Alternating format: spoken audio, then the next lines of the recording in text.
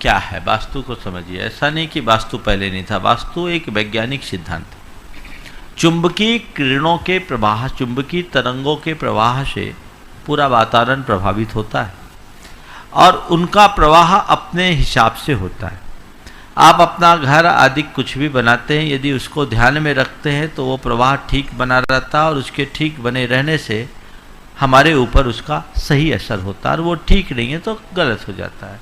चुंबकीय किरणों का, तरंगों का जो प्रवाह है, उस प्रवाह में पौद्गलिक प्रवाह है, तो वो प्रवाह हमारे शरीर से जुड़ता है तो हमारे शरीर के रसायनों को प्रभावित करता है। हमारे शरीर के रसायन जब प्रभावित होते हैं तो हमारे कर्मों की रसायन प्रभावित होते, और कर्म के रसायन जब प्रभावित होंगे तो सुख दुख के अनुभव में अंतर आएगा। तो इस हिसाब से अगर देखा जाए तो एक तरफ से वास्तु की शुद्धि रखने से हम अपने कर्मों की अनुकूलता बिठा सकते हैं, लेकिन केवल वास्तु को शुद्ध कर लेने से कर्म नहीं बदलते। वास्तु एक घटक है। हमारे यहाँ कहा गया कर्म अपना फल द्रव्य, क्षेत्र, काल और भाव के हिसाब से देता है। तो द्रव्य, क्षेत्र, काल और भाव, इन चारों का आश्रय लेकर के कर्म अपना फल देता है। आपने वास्तु के हिसाब से अपना घर मकान बनाया तो उसमें केवल क्षेत्र शुद्धि की, 3 तो अभी बाकी है, द्रव्य, क्षेत्र, काल, भाव, और उसमें मेरा अनुभव ये बताता है कि सबसे ज्यादा जोर भाव का होता है। उसी घर में बाप दादा पनप गए तब कोई वास्तु दोष नहीं था, और आज तुम्हारा व्यापार फैल हो गया, परिवार में कोई बिखराव हो गया तो वास्तु दोष। 100 वर्ष से जो घर चढ़ता रहा तब वास्तु दोष नहीं दिखा, अब उतरने लगा तो वास्तु दोष हो गया। हालांकि वास्तु के ग्रंथ भी कहते हैं जब मनुष्य का स्टार बुलंदी पर रहता है तो वास्तु दोष काम नहीं करते। तो इसका मतलब क्या है, कर्मोदय के आगे वास्तु का भी बहुत ज्यादा जोर नहीं चलता। द्रव्य, क्षेत्र, काल, भाव में क्षेत्र की शुद्धि के साथ द्रव्य और काल की शुद्धि को भी रखो और भाव को तुम अपने साथ रखो। इसलिए मुझसे आप पूछो तो मैं वास्तु के विषय में इतना ही कहूंगा, मैं वास्तु को मानता हूं, वास्तु का हुआ नहीं। आपको बताऊं, जब वास्तु का चलन हुआ शुरुआत में, मैंने वास्तु शास्त्र को खूब पढ़ा। 1992 में मैंने एक वास्तु पर पुस्तक लिख ली थी, सारे रेखा चित्र तैयार कर लिए थे। बाद में मैंने उसे एक इंजीनियर को दिया, एसके जैन को, उनने वास्तु विमर्श के रूप में उसमें बहुत सारी चीजें जोड़ करके पुस्तक तैयार कर ली। पर उसके बाद मैंने उसे गौण कर दिया। क्यों किया? 2 कारणों से गौण किया। एक तो उसमें जितने भी वास्तु के सिद्धांत मुझे देखने को मिले वो मौलिक रूप से जैन वास्तु नहीं थे, और आज भी जितने भी वास्तु की बातें की जाती एक भी जैन वास्तु के अनुरूप ग्रंथ नहीं है, चाहे ठक्कर बेरूमल का प्रसाद मंडन भी क्यों ना हो।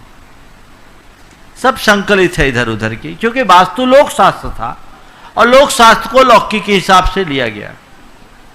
फिर दूसरी बात, मैं किसी के जब पढ़ा नया नया था, कुछ लिखा सीखता था, उस समय उतना अनुभव भी नहीं था। 92 में तो एक छोटा बच्चा था। मैं किसी के घर जाऊं, आहार आदि करने के लिए जाऊं तो उसका वास्तु दिखने का मन हो जाए, ध्यान इधर उधर चला जाए, दिमाग में विकल्प आने लगे कि इसका ये गड़बड़ ये गड़बड़।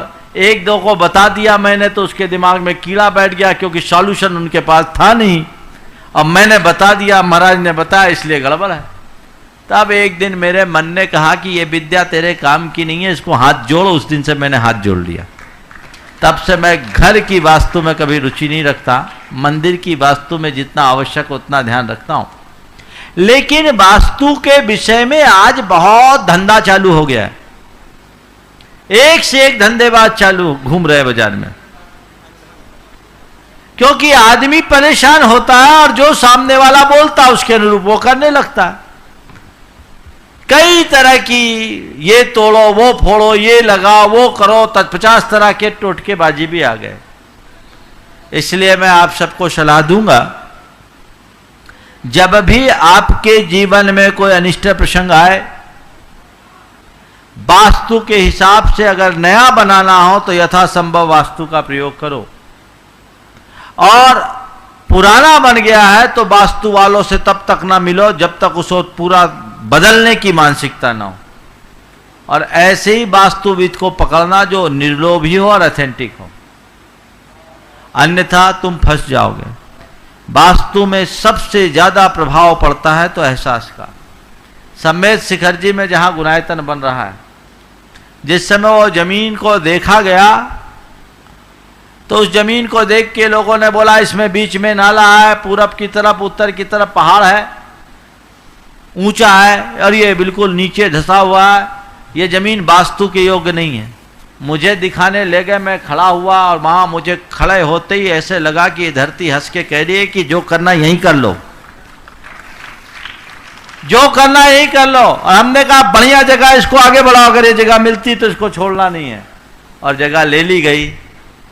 मैंने मुझसे जब बताया, एक सज्जन थे जो कमेटी के मेंबर थे, थोड़ी वास्तु में रुचि रखते थे, महाराज ये पहाड़ है, दोनों तरफ बीच में नाला है। हमने कहा इन पहाड़ों से बड़ा हमारा सम्मेद शिखर पहाड़ है दक्षिण में, उससे ऊंचा क्या है, कोई चिंता करने की बात नहीं है, भगवान की कृपा से जो होगा अच्छा होगा। और आज गुणायतन पूरे विश्व में अपना एक अलग स्थान बनाए हुए है।